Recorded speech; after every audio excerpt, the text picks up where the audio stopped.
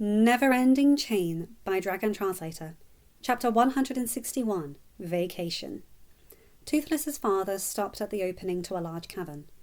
Hiccup could hear what sounded like explosions and saw flashes of colours. Toothless's father turned to the twins and Barf and Belch. My oldest said you three love to explode things and pull pranks. Was he correct? Rough and Tough bounced in place. Barf and Belch shared a glance and then stared at Hiccup with a look that was half beseeching and half resigned. Hiccup smiled. The twins revelled in exploding things. Barf and Belch just tried to keep the damage they created to a minimal, but still allow them an outlet for their unorthodox creativity. Still, Hiccup trusted no dragon with the twins more than Barf and Belch and their mate, who proved adept at keeping up with all of them. Toothless's father chuckled. In this cavern, warriors and guards train their breath attacks. There is another form of training cavern for more strategic forms of fighting, and that is where my daughter has taken your warriors, Snotlout and Hookfang. My son. Here, these other warriors of your nest can enjoy a morning of exploding everything, so long as they remain in the cavern. I do not want my nest destroyed. Hiccup blinked when Tough rushed forward and hugged Toothless's father, much like Hiccup hugged Toothless at times. The alpha of the nest blinked, glancing at Hiccup, then tilting his head so that he could see Tough a little. Young one? You are my new favourite of all our allies, Tough said. The changelings blending into things is cool, but you let us explode things. As he quickly hugged Toothless's father, Tough let him go and turned to his sister. I bet I can explode more things than you. Oh, it is on.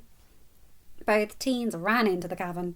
Barf and Belch screeched, gave a fast bow to Hiccup and then rushed in after them. Hiccup heard several explosions and then heard the twins cackling. He went to step in, but Toothless placed his head in the way. We're fine! Tough yelled. Go on about your day, Rough called. Can we do that again, Mr. Night Fury? Tough said, presumably to one of the dragons in the cavern. Who are you? A female questioned. And why did you run in here without announcing yourselves? Oh, our bad. Rough said, I'm Roughnut, and this is Toughnut, and he's Barf and Belch. Barf's the better of the two. That last had been said as if she meant to whisper, but still spoke loudly. Hiccup's our boss man, and his new dad said we can blow things up. He's so cool. A white-coloured Night Fury stepped out of the cavern and looked at Toothless's father. Really? She asked, proving to be the one who had questioned the twins. Toothless's father laughed. Just for the morning. I suspect they bore easily, and we are taking the others to meet the elder. I'll have someone collect them later.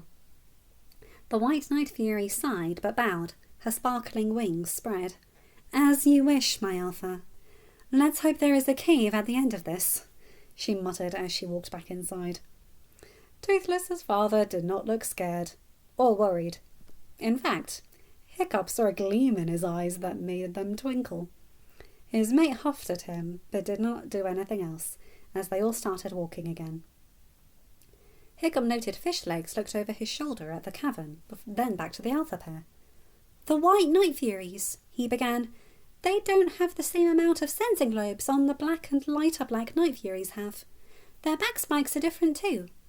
Are they the same as Night Furies? They're not considered the same. They're not the same, but are considered cousins to the Windshriekers your kind call Night Furies, Toothless explained. At least that's what the Elder tells us. Truthfully, all dragons see them as a different coloured Windshrieker, as they can fly just as fast as we can, and they shoot the same breath attack. They have an ability we do not possess, though. They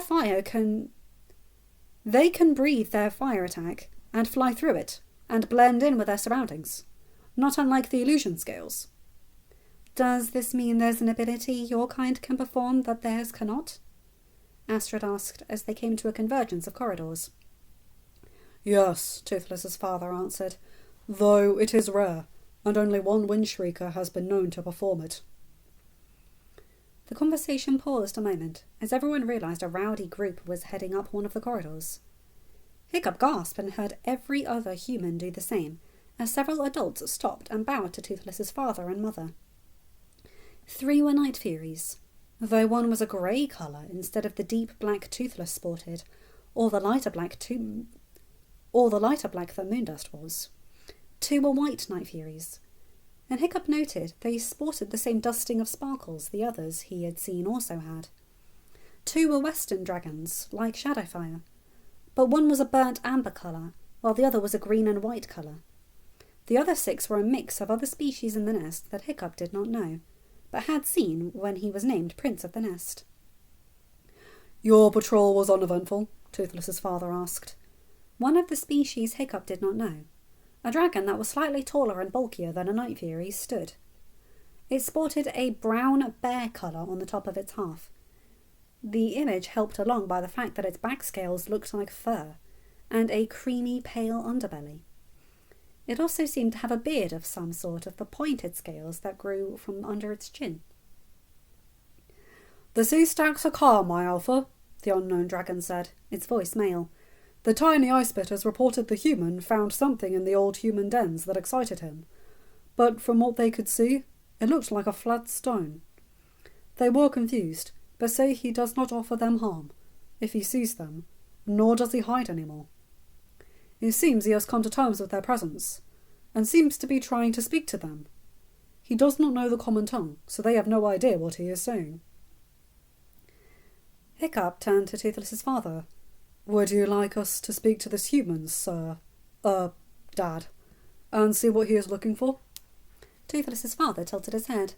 "That would be ideal, son, but after you meet your new aunt, and after you and your brother show us just how well you two can fly." Hiccup grinned, but he noted Toothless stared at him with a stern look. "What? No jumping off this time, brother. That water is ice." Hiccup grunted and then crossed his arms over his chest. "Thought you're supposed to respect your Alpha and not order him a bow," he muttered. Toothless's father snorted. "Here, son. You are free from the responsibilities to your nest. Here, I stand in charge. Here, you can rest and be youngling instead of the Alpha." "Vacation," Shadowfire said in a sing-song voice, causing the burnt amber western dragon to jerk and stand. "You sing in the common tongue?" it asked, its voice female. Shadowfire blinked. Yeah," he said, his horns twitching.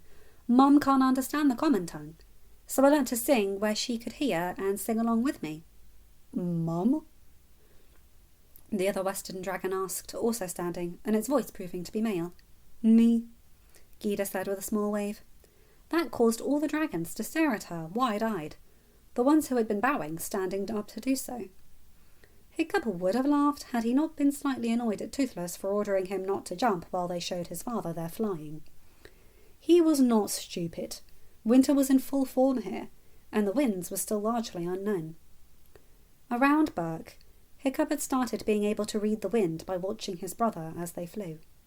He knew when a wind was favourable for jumping, so that he and Toothless were not blown apart from each other. At the hatchery, the waters were warm. The air was warm.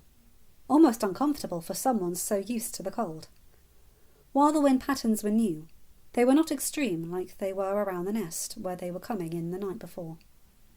The water around this nest also had ice floating in it, and while he was used to the cold, he did not want a bath in ice water. Both of those facts proved to sever his desire to jump off of Toothless. He felt a hand upon his shoulder, and glancing left, finding Astrid standing there. She smiled, and then slid her hand over and began to rub the back of his neck. Sharpshot shifted away to allow her. Hiccup's arms dropped, but he kept the moan he felt bubbling in his throat locked behind his teeth. No need to invite more teasing from his brother, who had not stopped even though he was courting Moondust. "We should continue on," Toothless's father said, breaking into Hiccup's thoughts and yanking Astrid to somewhere she could massage his shoulder along with his neck like she did in the hut after Mildew confronted him. Of course he would have massaged her shoulders as well. It was only right. "Before both of my sons hit the stone," Toothless's father continued. "One because his intended smacked him with her tail, and the other because his intended seems to be able to make him freeze and droop at the same time. Elder Gita, is that another form of that magic you wield? Is Astrid learning to become a mage as well?" Hiccup felt his face burn as Shadowfire, Stormfly, Sharpshot, Sneaky and Meatlug began to cackle, and Fishlegs and Gita began snickering. End of chapter. Hi guys, hope you enjoyed this one. Sorry if my voice hasn't been great. I've been recovering from 2 horrible sicknesses, both of which made me cough rather a lot. Anyway, yeah, this one's funny and rather nice. You guys know the drill. Like, comment and subscribe, and remember to check me out on Ko-fi and Patreon, links in the description below, and make sure to have a good day, night or whatever time zone you're in. Bye my guys, gals and albino pals. I'll see you in another video. Take care.